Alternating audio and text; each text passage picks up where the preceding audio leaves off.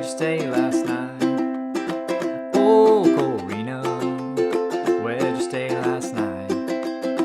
Come in this morning, clothes ain't fitting you right.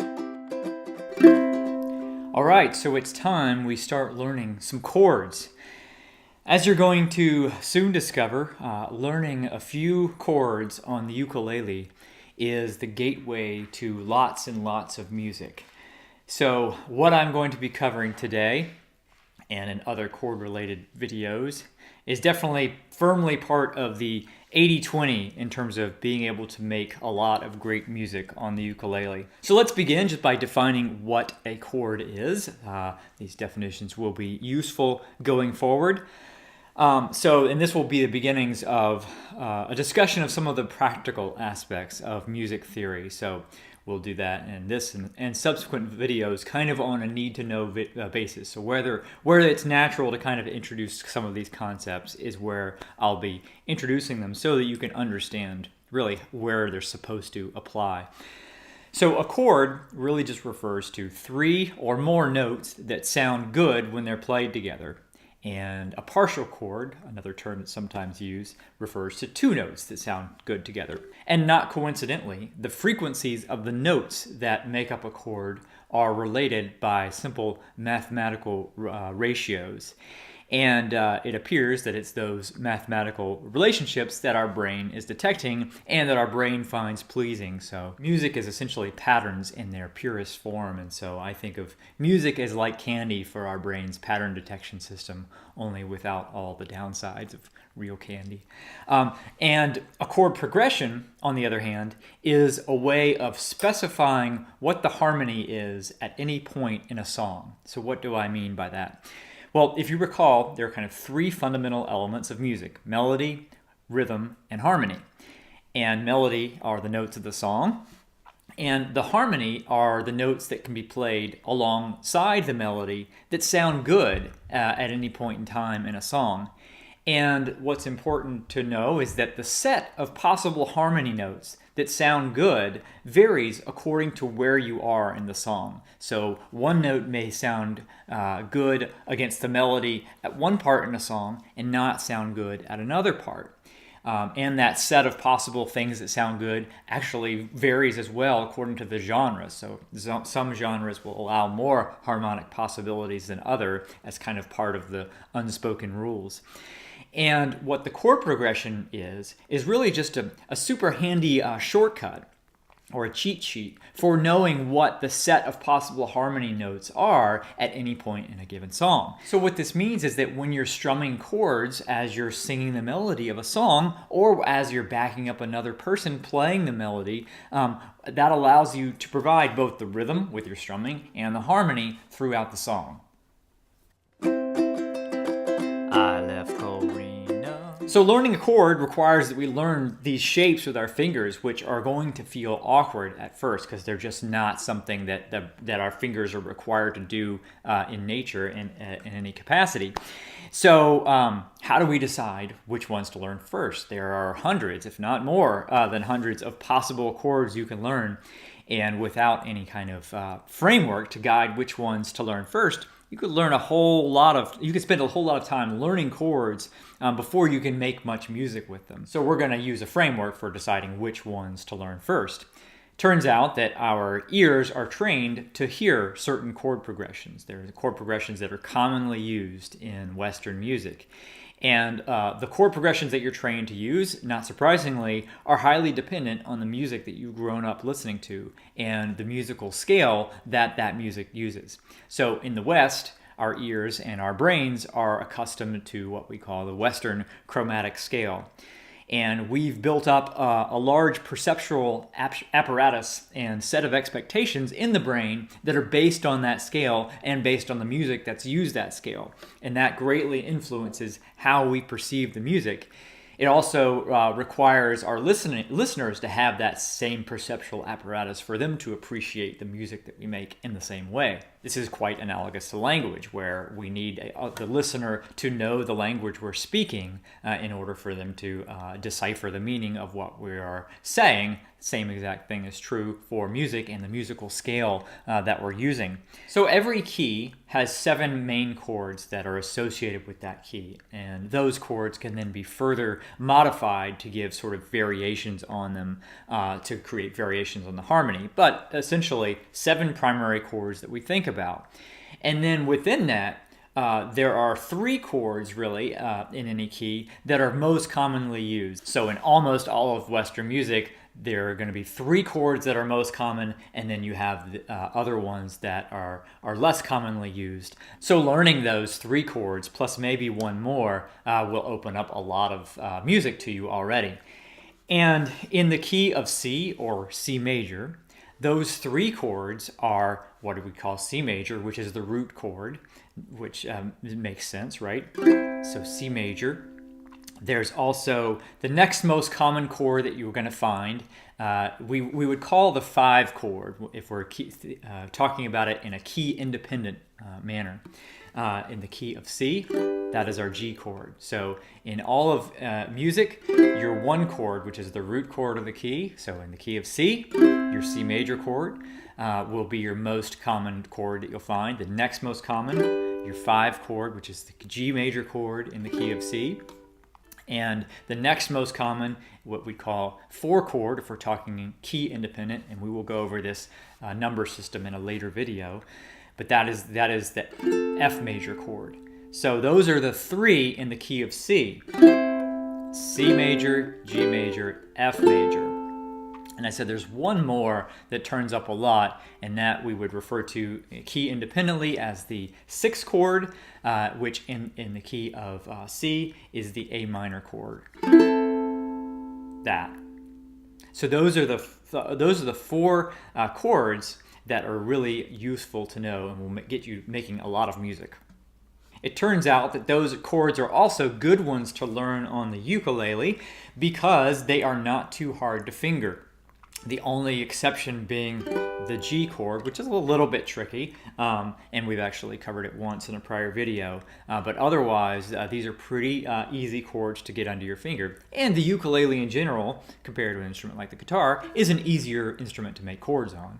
Okay, so now what I'm going to do is show you how to make these chords on the ukulele, and then give you some thoughts about how to practice them. So the first chord we're going to cover is C major.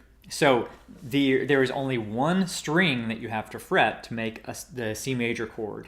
And really, you can choose whatever finger you want to fret it with. Your index, middle, and ring. You might even try doing it with all of them. But maybe start with the middle. So all you're going to do is finger the 1st string at the 3rd fret. And that's your C major chord. The notes that you're playing there are G, C, E, and C. And the C major chord, we said, so remember I said that any chord is 3 notes or more that sound good together. C major is made up of the notes C, E, and G, which are all naturally notes of the C major scale. Again, not crucial that you know that, but maybe helpful. So we have a full chord there, C major, okay? The next chord we'll play is F major. So here we have fret 2 strings. We're going to fret the 2nd string at the 1st fret, and then the 4th string at the 2nd fret. Now, if I pluck each individual string from top to bottom, we have.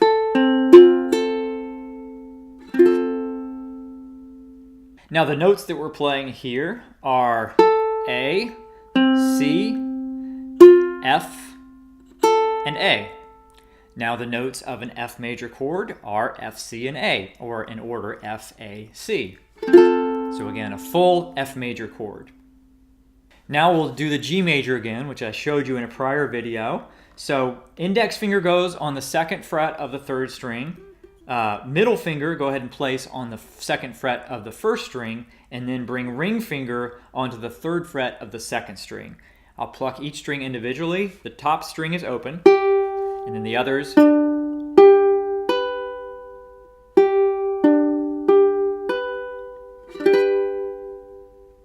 And the notes we have here are G, D, G, and B.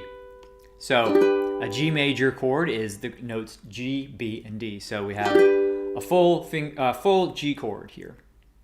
The very last chord I'll show you is the A minor, which also only has one string to fret. So I typically fret the first string at the second fret with my middle finger. The other strings are open. You can hear that has a very different tonality than these. Those are all major chords, whereas this has a minor sound, right? You can tell that just the character of that is different. So the notes there are A, C, E, A. And the notes of an A minor chord are A, C, and E. Now, as you may know, these aren't the only spots on this fretboard that we can make those three notes together. These just happen to be the first spot going from the nut where we can make those chords. So these are sometimes referred to as open positions because we're strumming open notes. And you can certainly play those same chords at different spots on the neck. And we'll cover that a little bit in future episodes. Sometimes those are referred to as chord inversions, where we sort of have different orders in which we're playing those notes. But anytime you're playing those three notes together that make up that chord, you are playing that chord. So C major, anytime you're playing C, E, and G together, you have a C major chord. So really, as you're getting started with this, the first thing you're going to want to do is just program these movement patterns into your brain. And that's going to take a little bit of time if you haven't done so before. Obviously, these chords where we only have to fret one note, that's a much easier movement pattern to program. This two-note one, which is this F chord, or two frets, two strings you have to fret, is also not too tricky, but probably the better one to start with after you get those one note or one string chords, and then the G being maybe the trickiest of all to get your fingers to move to that spot. And again, like I said, since this isn't something you've ever had to do with your hand before to sort of precisely move your fingers into these positions, it's going to feel awkward at first. There are changes that are going to happen in your brain. You got to build a little neural network to control these different positions, and there may even be some changes in your connective tissue in your hand that will help to facilitate doing this easier. So in the beginning, I would first recommend just practicing each one on its own. So like with the easy one, the C major chord, just playing that one, lifting your finger up, quickly moving back. So here the main challenge is making sure you get to the right fret. Instead of like just fretting at the second fret or the fourth fret, making sure you're hitting that second fret. Same thing with this A minor where you're fretting at the second fret of the first string. Making sure you're fretting there, not some other string. So practice doing that, lifting it up, moving it back, and just kind of the goal there being get to that position as quickly as you can. Lifting back, going back to the position. And you want to get in the habit when you're lifting your fingers up, not lifting your whole hand, but just lifting a little bit out over the fret. That way you can get back to it quickly. And then same idea with the chords that involve more than one finger. So with this F major chord, first just practice getting your fingers in the position and fretting the notes cleanly. So that's really the first thing that you want to get established is sort of the feeling of the pressure you need and where you need to place your fingers to get a clean sound. And ways you can test for that are simply to strum the strings, but also if you find that you're getting some strange sound or not getting a full sound, you can play each of the strings individually. So here, I'm playing each one individually. When I reach this first string, I realize I'm getting not a distinct sound.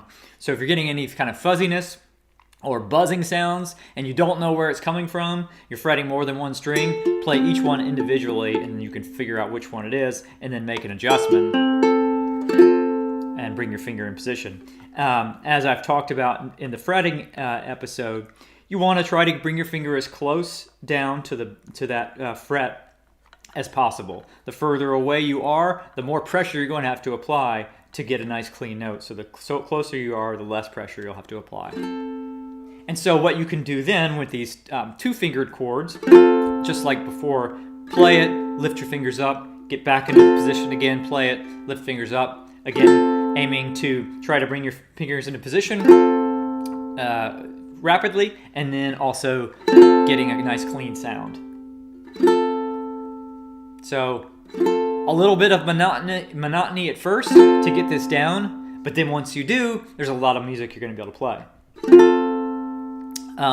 So do that with the F major and then the G major as well. Again, making that chord, lifting up, putting back down, lifting up, putting back down, lifting up. And I would suggest doing this maybe, for the chords that are feeling awkward, maybe 10 minutes a day, every couple of days or so, to burn that pattern in. And then the next thing that you're going to want to practice is moving from one chord to the next. So you can practice things like going from your C major to your F major, back to your C major, F major, and then you could go from F major to G major, back to C major. You can hear, right? You hear that G major, it wants to resolve, and it wants to resolve back to C. So that's a nice sound. So C major, F to F majors, and then you could also try C major to G major, whatever permutations you want. However, your first formal exercise for this lesson will be a song. So, and that will be our way also of practicing these chord changes from C, F, and G shapes. We won't bring in the A minor yet. And there's lots of songs that just use these three chords. And so remember, this is going to feel awkward at first, and everybody sucks at this at first. This is just part of the process in every stringed instrument player's rite of passage. And so you will suck, and it will feel awkward until one day it doesn't, and you'll wonder what all the fuss was about, and you'll be able to easily make these positions with your fingers without even having to think about it. All right, see you in the next video.